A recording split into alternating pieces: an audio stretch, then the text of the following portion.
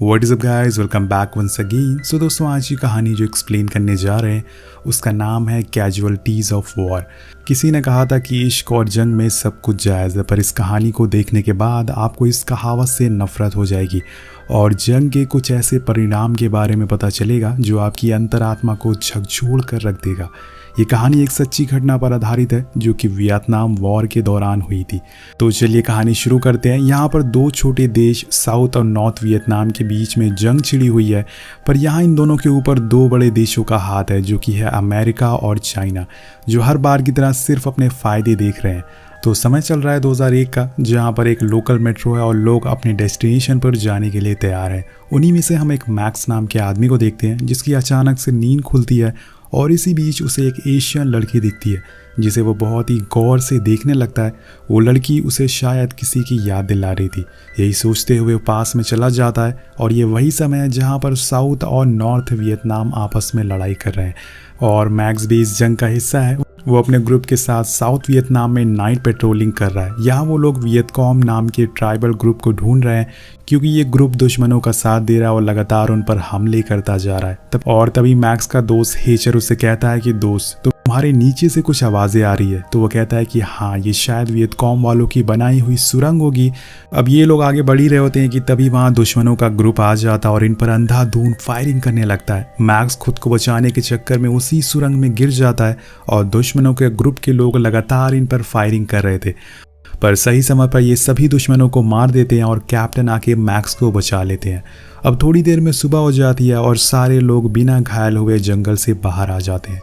Max का पूरा group एक गांव में पहुंचता है जहां उसका दोस्त ब्राउनी उसे पूछता है कि तुम यहाँ कब से रह रहे हो? तुम्हें देखने से लगता है कि तुम काफ़ी समय से इस ग्रुप का हिस्सा हो।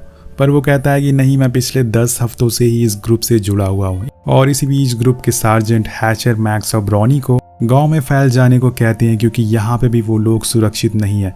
अब दोनों साथ में गांव में घूमने लगते हैं जहाँ उन्हें कुछ बच्चे भी मिलते हैं जिनके साथ वो खेलने लगते हैं। वो बच्चे उन्हें खाने के लिए एक आम देते हैं और तभी सार्जेंट उस आम को लेके फेंक देते हैं और उसे बताते हैं कि यहाँ कोई भी चीज़ ऐसे मत खाना, हो सकता है कि उसमें वो चीज़ फट जाए और तुम्हारी वहीं मौत हो जाए। यहाँ कौन वियतकॉम है कौन गांव वाला है हमें कुछ भी पता नहीं है। इन लोगों के दिए हुए खाने से तुम कुछ ही पल में मारे जा सकते हो।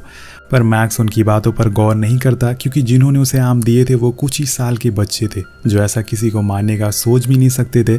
इसके बाद वो अपने दोस्त के साथ गांव घूमने लगता है और सभी सोल्जर आराम करने लगते हैं। पर सार्जेंट की कही हुई बात सच हो जाती है और एक गोली आकर ब्राउनी के सीने में लगती है और वो वहीं गिर जाता है।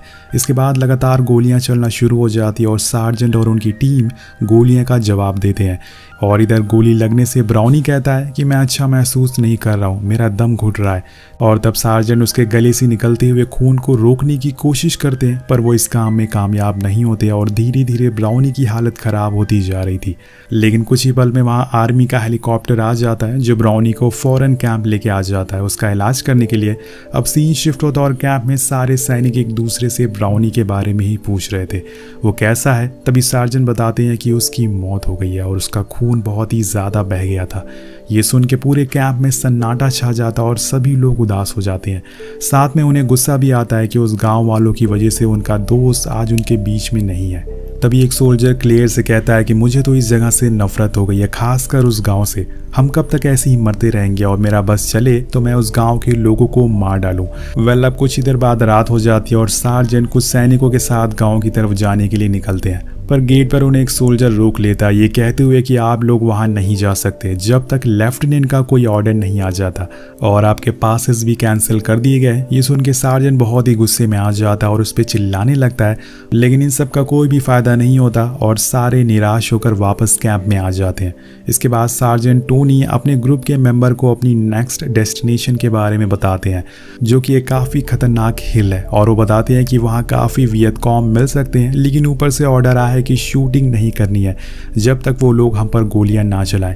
इसके बाद वो कहता है कि हम जब यहाँ से जाएंगे तो गांव से एक लड़की को उठा लेंगे ताकि रास्ते में हमें बोरियत ना हो। अब ये बात सुन के मैक्स पूरी तरह से शॉक हो जाता है कि आखिर कोई ऐसा कैसे बोल सकता है। वो समय तो कुछ नहीं कहता, पर रात होने पे वो अपने एक दोस्त से इस बारे में में पूछता है तो वो कहता है कि ज़रूर सार्जेंट मजाक कर रहे होंगे, वो ऐसा किसी लड़की के साथ नहीं कर सकते। तो मैक्स कहता है कि ये कैसा अजीब मजाक है, कोई ऐसा मजाक कैसे कर सकता है। पर ये उसे नहीं पता था कि यही मजाक कुछ ही देर में सच होने वाला था। अब कुछ देर बाद क्लार्क टोनी के साथ उस गांव के एक घर में पहुंच जाता है जहां एक 20 साल की लड़की अपनी फैमिली के साथ सो रही थी। क्लार्क टोनी से कहता है कि सर मुझे ये लड़की चाहिए, जिसके बाद वो दोनों उसे उठा लेते हैं। अब हलचल सुन के पूरा गांव उठ जाता है और उस लड़की की माँ क्लार्क से अपनी बेटी की जान की भीख मांग रही थी। वो कहती है कि उसे छोड़ दो, चाहे तो मुझे ले चलो। पर टोनी एक नहीं सुनता और उल्टा उसे लात मार के दूर फेंक देता है। अब बाहर खड़ा मैक्स ये सब अपनी आंखों से देख रहा था। वो मन ही मन सोचता है कि गॉड, ये सब क्या हो रहा है, ये कैसे लोग हैं जो खुद को सैनिक कहते हैं लेकिन एक मासूम लड़की को उठाकर ले जा रहे हैं उसकी इज्जत लूटने के लिए। क्लार्क उस लड़की को लेके गांव से बाहर जाने लगता है और वो अपनी इस करतूत पे हंस रहा था जैसे कि उसने बहुत ही बड़ा काम करा हो। अब पूरे गांव वाले उसकी ये हरकत को देख रहे थे पर किसी ने चू तक नहीं की, क्योंकि अगर वो ऐसा करते तो ये लोग उसके परिवार को मार देते, क्योंकि यहाँ इनकी जान की कोई भी कीमत नहीं है। उन लोगों के जाने के बाद मैक्स उस लड़की के फैमिली के पास जाता है और एक धीमी आवाज़ में उससे माफ़ी मांगता है, कहता है आई एम सॉरी। अब सुबह हो जाती है और सार्जेंट टोनी का ग्रुप जंगल के रास्ते उस हिल तक जा रहे थे जहां उन्हें दुश्मनों के होने की खबर मिली है। तभी रास्ते में उसके पास मैक्स आके कहता है, सार्जेंट ये हम क्या कर रहे हैं, इसे तो किडनैपिंग कहते हैं। मैंने सोचा था कि आप मजाक कर रहे हैं, ये बहुत ही गलत हो रहा है। और ये सुनकर टोनी उस पर गुस्सा हो जाता और उसे आगे हैचर को कवर करने के लिए भेज देता है, क्योंकि सार्जेंट को इस बात की कोई भी फिक्र नहीं है कि इस लड़की के साथ अब क्या होने वाला है। अब मैक्स हैचर के पास जाता है और उससे भी यही सवाल पूछता है। तो वो कहता है कि हाँ, ये तो सार्जेंट ने लाजवाब काम किया है, हमें ये पहले ही करना चाहिए था, आर्मी वाले यही तो करते हैं। मैक्स उसका जवाब देते हुए कहता है कि तुम खुद को सैनिक कैसे कह सकते हो, ऐसा काम कैसे कर सकते हो। हम लोग इन लोगों की मदद करने आए हैं, ना कि इनकी इज्जत लूटने के लिए। और आर्मी लोगों की जान बचाती है, ना कि उनकी जान लेती है। अब हैचर को ये बात बुरी लगती है, इसलिए वो वहां से चला जाता है। पर मैक्स को अभी भी इस सवाल का जवाब चाहिए था कि आखिर उन्होंने ऐसा क्यों किया। कुछ देर बाद पूरा ग्रुप एक जगह रुक कर आराम करता है। तब वो जाके सार्जेंट टोनी से कहता है कि हमने ऐसा क्यों किया। तो सार्जेंट बताता है कि हमने इसे वियतकॉम सस्पेक्ट के तौर पर उठाया है। हमारे बीच एक वियतकॉम लड़की है और हमें उसके साथ फन करना चाहिए, मज़े करना चाहिए। पर मैक्स कहता है कि ये झूठ है, ऐसा कुछ भी नहीं है। ये लड़की सिर्फ एक मासूम किसान की बेटी है। लेकिन सार्जेंट टोनी एक बहुत ही बुरा आदमी था। वो मैक्स को चिढ़ाने के लिए कहता है कि हम में से कोई वियतकॉम नहीं है, लेकिन ये लड़की है और तुम ये बात नहीं जानते। और उस लड़की के बाल पकड़कर खींचने लगता है। अब मैक्स से ये जुल्म देखा नहीं जाता, लेकिन वो मजबूर था। सार्जेंट टोनी उसका सीनियर था, अगर उसने उसके खिलाफ कुछ भी बोला तो वापस भेज दिया जाएगा या फिर उसे जेल भी हो सकती है। अब सारे लोग आगे बढ़ते हैं, पर यहाँ इस लड़की पर एक और जुल्म किया जाता है। सबने अपना सामान उस मासूम से 20 साल की लड़की के कंधों पर डाल दिया था। वो उसे पूरे जंगल पैदल चला रहे थे और उसके पैरों में छाले भी पड़ गए थे, जिसमें से अब खून भी आने लग गए थे। और कुछ देर बाद सारे लोग एक पुराने कॉटेज पे पहुंचते हैं जहां वो लोग आज आराम करने के लिए रुकते हैं। हैचर और क्लार्क आगे का रास्ता देखने चले जाते हैं और तभी मैक्स उस लड़की को देखता है जो बिल्कुल सहमी हुई थी। वो लोग उसे अब मैक्स उस लड़की के पास जाता और उसे पीने के लिए पानी देता है और तभी वो देखता है कि उसकी पीठ पे चोट के निशान है। वो एक टॉवल भिगाकर कहता है कि आओ मैं तुम्हारी चोट साफ कर दूं, पर वो लड़की रोने लगती है और उसे लग रहा था कि मैक्स भी औरों की तरह बुरा है। लेकिन मैक्स उसे बातें करने की कोशिश करता है और उसे अपने साथ कंफर्ट कराता है। वो कहता है कि मुझे अपना दोस्त समझो, मैं तुम्हें चोट नहीं पहुंचाऊंगा। और ये बोलते हुए वो उसके चोट को साफ कर देता और फिर एक बार चुपचाप बैठ जाता है। उसे ये सब बिल्कुल भी पसंद नहीं आ रहा था जो सार्जेंट उस लड़की के साथ कर रहा था, पर वो कुछ भी नहीं कर सकता था, वो मजबूर है। अब कुछ देर बाद सार्जेंट टोनी आके उसके साइड में बैठ जाता है और फिर मैक्स को लेके उस लड़की के पास जाता है। इसके बाद उस लड़की के हाथ बांधने लगता और एक बहुत ही शॉकिंग बात बोलता है। वो मैक्स से कहता है कि इस लड़की के साथ तुम गलत काम करोगे। ये सुनकर मैक्स पूरी तरह से हिल जाता और वहां से जाने लगता है। और तभी सार्जेंट उसे रोकता और कहता है कि वो एक वियतकॉम लड़की है और हम जो चाहें वो उसके साथ कर सकते हैं। अब क्लार्क मैक्स के गले पर चाकू रख देता है और वहीं खड़े रहने को कहता है। अब मैक्स के सामने उसके सारे साथी एक एक करके उस लड़की के साथ बुरा काम करते हैं और ये सारी चीज़ें देखकर उसका दिल पूरी तरह से टूट जाता है। उसके अंदर गुस्सा भरता जा रहा था, पर इस समय वो उस लड़की की चीखें सुनने के अलावा और कुछ भी नहीं कर सकता था। कुछ देर बाद रात हो जाती है और फिर सारे लोग साथ में बैठे रहते हैं, जहां क्लार्क अपनी इस करतूत को सबको हंसते हुए बता रहा था। और तभी टोनी उसके पास आके कहता है कि तुम्हें आर्मी बहुत पसंद है ना। तो वो उसके जवाब देते हुए कहता है कि हाँ, ये जिसमें मैं हूँ वो आर्मी नहीं है, बल्कि वो जानवरों का एक ग्रुप है। आर्मी वो होती है जो लोगों की मदद करती है। इसी तरह से सुबह हो जाती है और ये लोग हिल पर पहुंच चुके थे, जहां उन्हें नदी के पार कुछ वियतकॉम लोग दिखते हैं, जिसके बाद सारे लोग दोबारा कॉटेज पर आ जाते हैं। तब क्लार्क और उसके साथी हिल पर वापस जाते हैं, ये देखने के लिए क्या उनकी मदद करने कोई आया है या नहीं, और वो मैक्स को वहीं उस लड़की पर नज़र रखने के लिए कहते हैं। थोड़ी देर बाद मैक्स देखता है कि वो लड़की एक कोने पर सहमी हुई डरी हुई बैठी हुई है। उसके पूरे शरीर पर चोटों के निशान थे, वो तेज़ बुखार से तप रही थी। उसके पास जाते ही वो उससे दूर जाने लगती है और उसे डरने लगती है। मैक्स उससे कहता है कि मैं तुम्हें चोट पहुंचाने नहीं आया हूँ, मैं तुम्हारी मदद करने आया हूँ, ये लो कुछ खा लो। और उस लड़की ने कई दिनों से कुछ भी नहीं खाया था। वो पागलों की तरह खाना खाने लगती है और रोने लगती है। वो मैक्स से कुछ कहने की कोशिश करती है, लेकिन मैक्स उसकी भाषा समझ नहीं पाता। लेकिन उसे एक बात तो समझ आ गई थी कि अब बस बहुत हुआ, अब उस लड़की को वो बचा कर रहेगा। वो फैसला करता है कि वो उसे यहाँ से आज़ाद करवाएगा। वहीं दूसरी तरफ हिल पर सार्जेंट टोनी क्लार्क से कहता है कि तुम एक नंबर के बेवकूफ़ इंसान हो, तुमने मैक्स और उस लड़की को वहाँ अकेले क्यों छोड़ा, उसे लेकर तुरंत यहाँ पर हिल पर आओ। और इधर मैक्स उस लड़की से कहता है कि तुम घबराओ मत, मैं तुम्हें यहाँ से दूर लेके चलता हूँ, वरना ये लोग तुम्हें मार डालेंगे। अब वो लड़की को बाहर लाकर छोड़ देता और वहाँ से भागने के लिए कहता है, लेकिन वो लड़की उसे छोड़कर जाने का नाम ही नहीं ले रही थी। वो मैक्स के साथ जाना चाहती थी, इसलिए मैक्स भी उसे उठाकर यहाँ से भागने लगता है। पर बीच रास्ते में उसे क्लार्क मिल जाता है और पूछता है कि तुम ये क्या कर रहे हो। और एक बार फिर से मैक्स उस लड़की को बचा नहीं पाता। अब सभी लोग उस हिल पर दोबारा आ जाते हैं और टोनी उन वियतकॉम को देखते हुए कहता है कि हमें यहाँ से चलना चाहिए, हमें बैकअप बुलाना होगा। अब हम देखते हैं कि इसी बीच उस लड़की को खांसी आने लगती है, जिससे टोनी चुप कराने को कहता है, क्योंकि अगर इसकी आवाज़ वियतकॉम ने सुन ली तो वो इस पर हमला कर देंगे। अब ये देखकर क्लार्क उस लड़की का मुंह दबा देता है ताकि उसे खांसी ना आए, और ये सब देखकर सार्जेंट टोनी कहता है कि हमें इसे मारना होगा। वो हैचर को एक चाकू देते हुए कहता है कि ये लो इसे मार दो, पर वो ऐसा करने से मना कर देता है क्योंकि कहीं ना कहीं उसके अंदर इंसानियत जिंदा थी। अब इसके बाद वो दियास को वो चाकू देता है, पर वो भी मना कर देता है। तब क्लार्क उस लड़की को पकड़ लेता और एक साइड में ले जाके उसे मारने वाला होता है, लेकिन तभी मैक्स गोली चला देता है और कहता है कि अब तुम्हें इसकी खांसी की फिक्र करने की ज़रूरत नहीं है। अब गोली की आवाज़ सबने सुन ली है और तभी दोस्तों वहाँ से वियतकॉम भी गोलियाँ चलाना शुरू कर देते हैं और दोनों तरफ से अंधाधुंध गोलियाँ चल रही थी।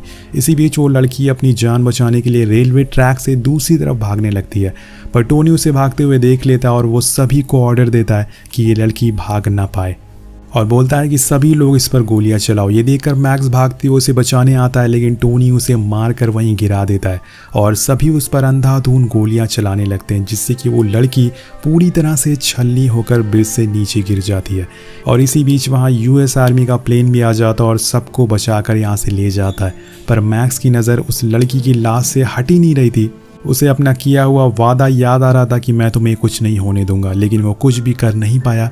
ये लोग उस लड़की को उठाते भी नहीं और वहीं उसकी लाश नीचे छोड़कर चले जाते हैं। जाते जाते मैक्स के दिमाग में बस एक ही ख्याल आ रहा था कि अब वो उसके कातिलों को जेल भेजकर सांस लेगा, चाहे कुछ भी हो जाए, और चाहे इसके लिए उसे पूरे सिस्टम से क्यों ना लड़ना पड़े। अब सीन कट होता और हम मैक्स को कैंप में देखते हैं, जहां वो अपने एक दोस्त से उस लड़की के बारे में बताता है।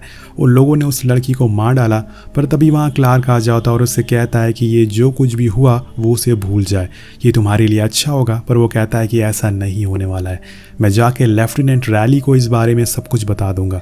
वो कुछ देर बाद रैली के पास पहुंचकर उन्हें पूरी कहानी बताता है, पर उन्हें कुछ भी फर्क नहीं पड़ता और वो उल्टा ये कहते हैं कि तुम्हें ये सब भूल जाना चाहिए, मैं जितनी जल्दी हो सके इस बात को दबा देता हूँ। अब रैली की ये हरकत देखकर मैक्स गुस्से में आ जाता है, पर यहाँ एक बार फिर से यस सर के नीचे दब जाता है। मैंने आपसे कहा था कि मैक्स को पूरे सिस्टम से लड़ना होगा। अब कुछ दिन बाद हम देखते हैं कि एक गांव में एक आग लग जाती है, जहां पे मैक्स कुछ लोगों को रेस्क्यू करने जाता है, जहां वो अपने दोस्तों को इस बारे में बताता है, पर वो भी चुप रहने की सलाह देते हैं और कहते हैं कि तुम सभी लोगों से नहीं लड़ सकते। और इसी बीच वहाँ फिर से फायरिंग होने लगती है, जिसमें एक सोल्जर शहीद हो जाता है। और तभी मैक्स उस सोल्जर को देखते हुए अपने दोस्त से कहता है कि ये आर्मी है, यहाँ पे हम जैसे लोग लोगों की मदद करते हुए शहीद होते हैं, ना कि किसी की जान लेने के लिए बने हैं। और जो उस लड़की के साथ हुआ मैं उसे इंसाफ दिला के रहूँगा, चाहे कुछ भी हो जाए। हमें गांव वालों की मदद करनी चाहिए ताकि उन्हें हम पर भरोसा हो। कब तक ऐसे ही हमारे जवान मरते रहेंगे। अब यहाँ से सीधा वो कैप्टन के पास जाता है और उन्हें कहता है कि मैं आपको कुछ बताना चाहता हूँ। पर वो कहते हैं कि मुझे लेफ्टिनेंट रैली ने सब कुछ बता दिया है और अच्छा होगा कि तुम भी जो भी हुआ उसे भूल जाओ। मैक्स कहता है कि मैं उस लड़की की चीखें कैसे भूल सकता हूँ सर। तो कैप्टन गुस्से में कहते हैं कि मैंने भी चीखें सुनी हैं अपने अमेरिकन सोल्जर की जो हर रोज़ तड़प कर मर रहे हैं। तुम क्या चाहते हो, मैं उन्हें जेल भेज दूँ जो हमारे देश के लिए यहाँ पर लड़ाई कर रहे हैं? ऐसा कभी भी नहीं होने वाला है। ये सुनकर मैक्स बोलता है कि लोगों को पता चलना चाहिए कि हम लोगों की मदद नहीं बल्कि उन्हें मारने यहाँ पर आए हैं और ये बात बाहर आकर रहेगी। ये बोल के वो अपने कैंप में चला जाता है, पर उसके कैंप के अंदर टोनी और उसके साथियों ने उसे मारने का प्लान बनाया हुआ था। वो उसे ग्रेनेड से उड़ाने वाले थे, लेकिन मौका देखकर वो बाहर कूद जाता है और उसकी जान बच जाती है। लेकिन अब वो अपने गुस्से पर काबू नहीं कर पाता और वो सीधा टोनी के पास जाता है जहाँ वो पार्टी कर रहे थे। वहाँ जाके वो क्लार्क को खींच कर एक मारता है और कहता है कि तुम्हें मुझे मारने की जरूरत नहीं है क्योंकि कोई भी मेरी बात नहीं सुन रहा है। तुम लोग आज़ाद घूम सकते हो एक बेकसूर लड़की को मारकर, और गुस्से में यहाँ से चला जाता है। अब यहाँ पूरा सिस्टम उसके खिलाफ था, जिससे कि उस लड़की के कातिलों का फ़ायदा होता है और मैक्स का ट्रांसफ़र हो जाता है। लेकिन जाने से पहले वो एक बार में बैठा होता है कि तभी वहाँ एक कैप्टन आके उससे बातें करने लगते हैं। अब वो मैक्स को उदास देख के वो उसके पीछे की वजह बताने को कहते हैं और उन्हें लग रहा था कि मैक्स को अपनी फैमिली की याद आ रही थी, इसलिए कैप्टन उसे समझाने लगते हैं और पूछते हैं कि तुम उदास क्यों हो। अब मैक्स उन्हें कहानी बताना चालू कर देता और कहता है कि हम लोग पेट्रोलिंग पर थे और तभी मेरे साथियों ने एक लड़की को उठा लिया और उसके साथ गलत काम किया, लेकिन मैं कुछ भी कर नहीं पाया, मैं फेल हो गया। और ये बताते हुए वो रोने लगता है। और फिर अगले दिन हम देखते हैं कि एक टीम उस लड़की के लाश के पास पहुंच जाती है और उसका इन्वेस्टिगेशन शुरू हो जाता है, जिसके बाद टोनी और उसके साथियों को पूछताछ के लिए बुलाया जाता है और वो सारे अपने गुनाह तो कबूल कर लेते हैं, पर उन्हें ये सब करने का कोई भी पछतावा नहीं हो रहा था। वो मुस्कुरा रहे थे। अब लास्ट में सार्जेंट टोनी को भी बुलाया जाता है और सीनियर उस पर खूब चिल्लाते हैं कि तुम एक लड़की को कैसे मार सकते हो, उसे खांसी आ रही थी इसलिए तुमने उसे जान से कैसे मार दिया। ये कहाँ का लॉजिक है। सभी सीनियर उसे खरी खोटी सुनाते हैं और फिर सभी को दोषी पाया जाता है और कोर्ट उन्हें सज़ा सुनाना शुरू कर देता है। यहाँ पर दियास को 8 साल की सज़ा होती है और हैचर को 15 साल की, और क्लार्क को उम्र कैद की सज़ा होती है और सार्जेंट टोनी को 10 साल की सज़ा सुनाई जाती है। ये सज़ा उस लड़की को वापस जिंदा तो नहीं कर सकती, लेकिन ये एक सबक ज़रूर हो सकता है उन लोगों के लिए जो सिस्टम के आगे हार कर बैठ जाते हैं। इसी बीच कहानी दोबारा से वहीं आती है जहाँ से शुरू हुई थी। मैक्स की आँख खुल जाती है और वो अभी भी उस लड़की को देखे जा रहा था। थोड़ी देर बाद ट्रेन रुकती है और वो लड़की जाने लगती है। मैक्स उसके पीछे जाता है और उसे आवाज़ लगाता है। दरअसल वो अपना स्कार्फ भूल आई थी। वो उसे स्कार्फ देता है और वो लड़की उससे पूछती है कि क्या मैं तुम्हें किसी की याद दिलाती हूँ। मैक्स कहता है कि हाँ। फिर वो बोलती है कि शायद तुमने एक बुरा सपना देखा, लेकिन अब सब कुछ सही हो गया है। और इसी के साथ मैक्स एक गहरी सांस लेता है और कहानी यहीं ख़त्म हो जाती है। तो आपको ये जंग की कहानी कैसी लगी नीचे कमेंट करके ज़रूर बताइएगा। जंग हमेशा से तबाही लाती है, चाहे वो किसी के लिए भी लड़ी जाए। आपकी इस पे क्या राय है नीचे कमेंट करके ज़रूर बताइएगा। मिलते हैं आपसे अगली वीडियो में। Thank you so much watching. Peace out.